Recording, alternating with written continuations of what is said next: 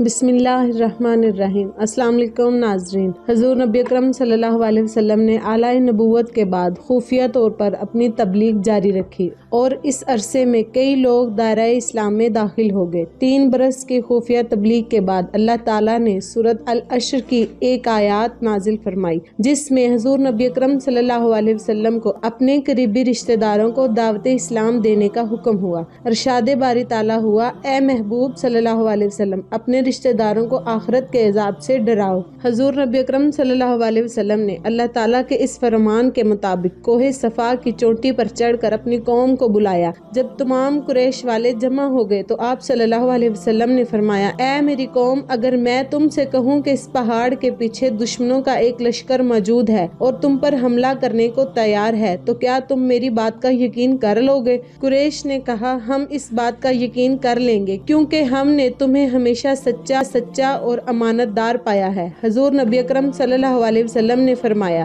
تو پھر میں تمہیں اللہ تعالیٰ کے عذاب سے ڈراتا ہوں اور دعوت حق دیتا ہوں۔ اگر تم لوگ ایمان لے آئے تو اچھے رہو گے، اگر ایمان نہ لائے تو عذاب خداوند تم پر نازل ہوگا۔ حضور نبی اکرم صلی اللہ علیہ وسلم کی بات سن کر قریش والے غصے میں آ گئے اور آپ صلی اللہ علیہ وسلم کے چچا ابو لہب لوگوں کو بھڑکا کر واپس لے گئے۔ حضور نبی اکرم صلی اللہ علیہ وسلم نے قریش کے واپس جانے کے بعد حضرت سیدنا علی مرتضیٰ رضی اللہ تعالیٰ عنہ سے فرمایا کہ اس شخص نے جلدی کی، تم ایک دعوت کا انتظام کرو جس میں تم نبی عبد المطلب کو دعوت دو۔ چنانچہ ایک دعوت کا انتظام کیا گیا جس میں نبی عبد المطلب کو دعوت دی گئی۔ اس دعوت میں جناب عبد المطلب کے تمام بیٹے حضرت سیدنا امیر حمزہ، حضرت سیدنا عباس رضی اللہ تعالیٰ عنہ، جناب ابو طالب اور ابو لہب وغیرہ نے شرکت کی۔ حضور نبی اکرم صلی اللہ علیہ وسلم نے دعوت کے اہتمام پر ان حضرات کو مخاطب کرتے فرمایا، اے نبی عبد المطلب، آج تک اہل عرب میں کوئی ایسا شخص نہیں آیا جو مجھ سے بہتر پیغام دے۔ میں تمہیں اس پروردگار کی قسم کھا کر کہتا ہوں کہ اس کے سوا کوئی عبادت کے لائق نہیں اور اس نے مجھے نبی برحق بنا کر بھیجا۔ ایک روز ہم سب نے مرنا ہے اور مرنے کے بعد زندہ ہونا ہے۔ اس وقت اعمال کا حساب لیا جائے گا اور نیکی کا بدلہ نیکی اور بدی کا بدلہ عذاب ہے۔ اے نبی عبد المطلب، تم جانتے ہو میں کمزور ہوں اور مجھے تمہارے تعاون کی ضرورت ہے، بس جو میری مدد کے لیے کھڑا ہوگا وہ میرا بھائی ہوگا۔ اب تم میں کون ہے جو میری دعوت قبول کرے گا؟